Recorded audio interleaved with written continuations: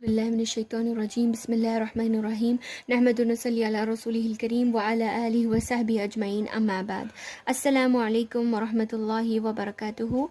گزشتہ ویڈیو میں سورۃ الاخلاص کا ترجمہ تفسیر سیکھا تھا ہم نے۔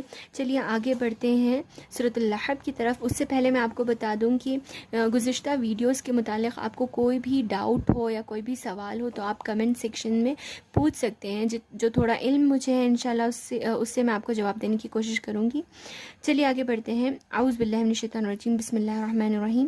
سورۃ اللحب کو سورۃ المسد بھی کہا جاتا ہے، اسی طریقے سے سورۃ تبت بھی کہا جاتا ہے۔ سورۃ اللحب مکی سورت ہے۔ اسے لہب کیوں کہا گیا؟ لہب کا معنی ہوتا ہے شعلہ، آگ کا شعلہ۔ یہ سورت دراصل ابو لہب کے متعلق ہے۔ ابو لہب اللہ کے رسول صلی اللہ علیہ وسلم کے چچا تھے، سگے چچا، جن کا اصل نام عبد العزیٰ تھا۔ انہیں ابو لہب اس لیے کہا جاتا تھا کیونکہ وہ بہت زیادہ خوبصورت تھے، شعلہ انداز ان کا چہرہ تھا۔ ان کی خوبصورتی اور نکھار کی وجہ سے انہیں ابو لہب کہا جاتا تھا۔ تو چلیے شروع کرتے ہیں۔ میں آپ کو سب سے پہلے بتاتی ہوں کہ یہ سورہ نازل ہونے کی وجہ کیا ہے، سورہ کی شان نزول کیا ہے سورہ کا۔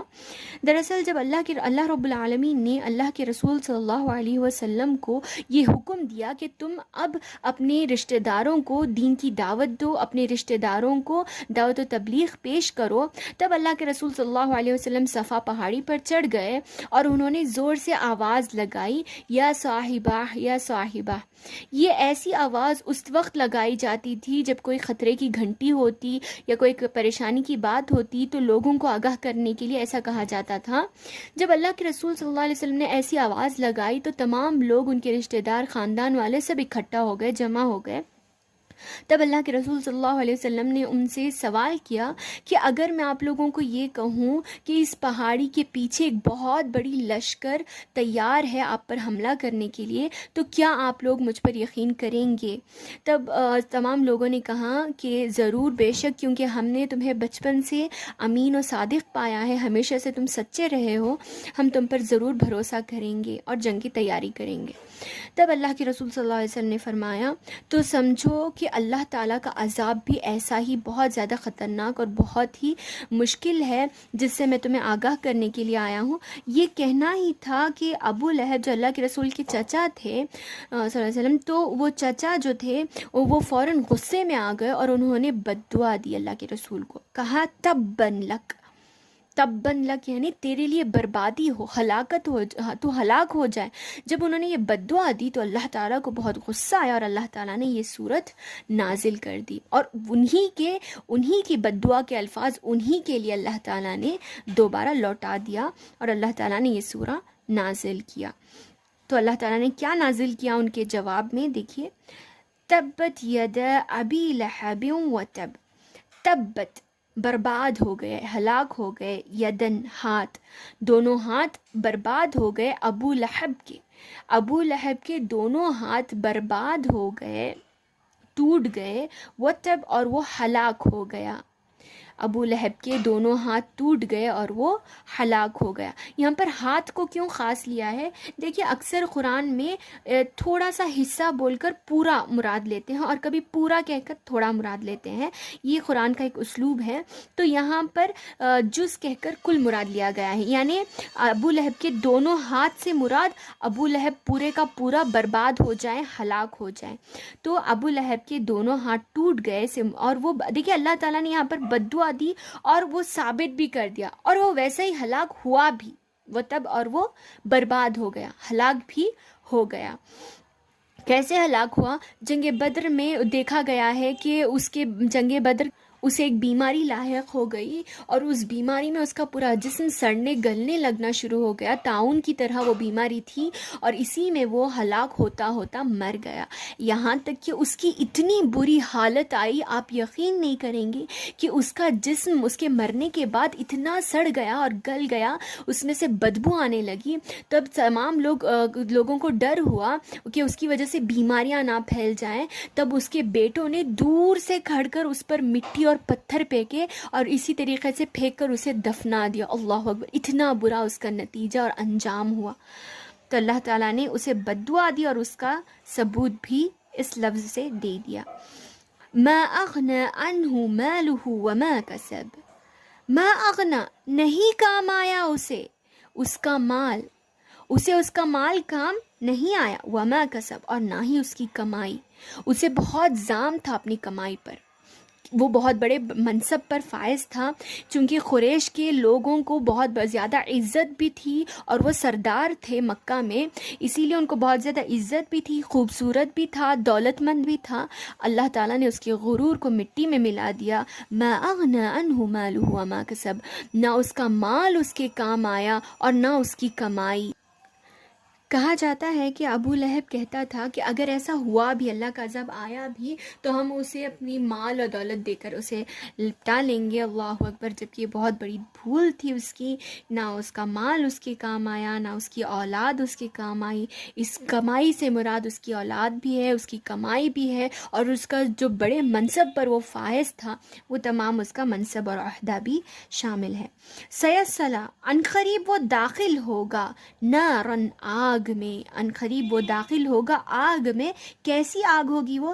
ذات لہب شعلے دار بھڑکنے والی آگ میں، عنقریب وہ داخل ہوگا بھڑکنے والی آگ میں، یعنی قیامت کے دن وہ داخل ہوگا بھڑکنے والی آگ میں۔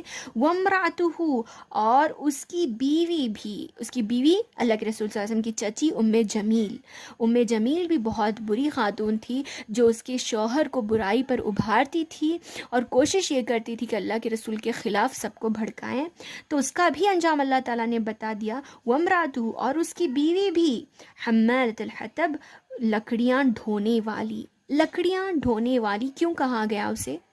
کیونکہ یہ جو ام جمیل تھی اللہ کے رسول صلی اللہ علیہ وسلم کی چچی، وہ اسے یہ لقب قرآن نے کیوں دیا، اس کی کئی وجوہات مفسرین اکرام بیان کرتے ہیں۔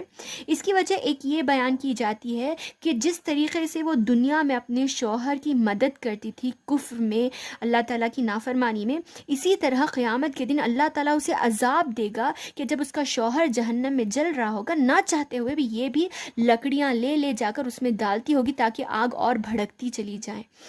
تو اللہ اکبر، اس عذاب کی طرف اشارہ ہے۔ یا پھر بعض مفسرین بیان کرتے ہیں کہ یہ عورت ام جمیل اللہ کے رسول صلی اللہ علیہ وسلم کے راستے میں کانٹے دار درخت بچھاتی تھی تاکہ اللہ کے رسول زخمی ہوں، انہیں تکلیف پہنچے، اسی لیے کہا گیا۔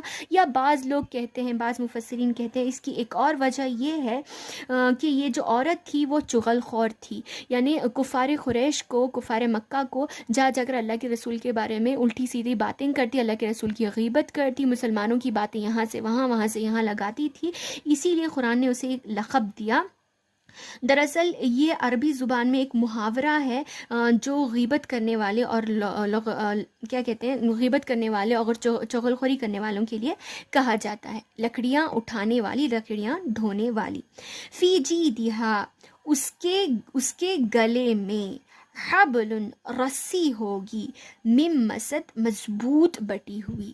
یہاں مسد سے مراد کھجور کی تنوں سے بٹی ہوئی رسی، جس میں چھوٹے چھوٹے ریشے ہوتے ہیں اور بہت زیادہ چبھنے والی ہوتی ہے، کانٹے دار ہوتی ہے۔ یہ شاید قیامت کے دن اس کے اوپر عذاب ہوگا کہ اللہ تعالیٰ اسے گلے میں اس کی سختی کو بیان کر رہا ہے کہ وہ رسی کیسی ہوگی، سخت مضبوط، جیسے کھجور کے تنوں میں ریشے ہوتے ہیں، جیسے وہ چبھتے ہیں ویسی رسی ہوگی، اس کا کہنے کا مطلب ہے۔ اور بعض مفسرین یہ بھی کہتے ہیں کہ وہ دنیا میں اس قسم کی رسی اپنے گلے میں لٹکائی ہوتی، اسی لیے کہا جاتا ہے۔ بہرحال زیادہ راجح بات یہی ہے کہ اللہ تعالیٰ اسے قیامت کے دن عذاب دے گا اس کا کہ وہ مضبوط بٹی ہوئی رسی اپنے گلے میں ڈالے ہوئے اس عذاب کو سہے گی۔ فی جیدہا اس کے گلے میں رسی ہوگی مضبوط بٹی ہوئی۔ ایک اور مرتبہ آخر میں آپ کو ترجمہ کر دیتی ہوں۔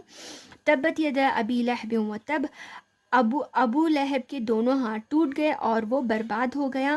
ما اغنى عنہ مالہ وما کسب، نہ اس کا مال اس کے کام آیا اور نہ اس کی کمائی۔ سیصلی، دیکھیے یہ جو ماں ہے یہ دراصل یہاں پر نیگیٹو معنی میں ہے، نہیں کے معنی میں، اور پاسٹ کے لیے یوز ہوتا ہے، ماضی اور نہیں کے لیے یوز ہوتا ہے۔ ٹھیک ہے. سیصلا ان قریب وہ داخل ہوگا نارن آگ میں. آگ کیسی ہوگی؟ ذات لہب بھڑکنے والی آگ میں. وامرأتہ اور اس کی بیوی ام جمیل حمالۃ الحطب لکڑیاں ڈونے والی بھی. فی جیدہا اس کے گلے میں حبل من مسد مضبوط بٹی ہوئی رسی ہوگی. امید ہے آپ کو ترجمہ سمجھ میں آیا ہوگا. اگر میری ایکسپلینیشن سمجھ میں نہیں آئی، کوئی سوال ہے تو کمنٹس میں ضرور پوچھیں. السلام علیکم ورحمۃ اللہ وبرکاتہ.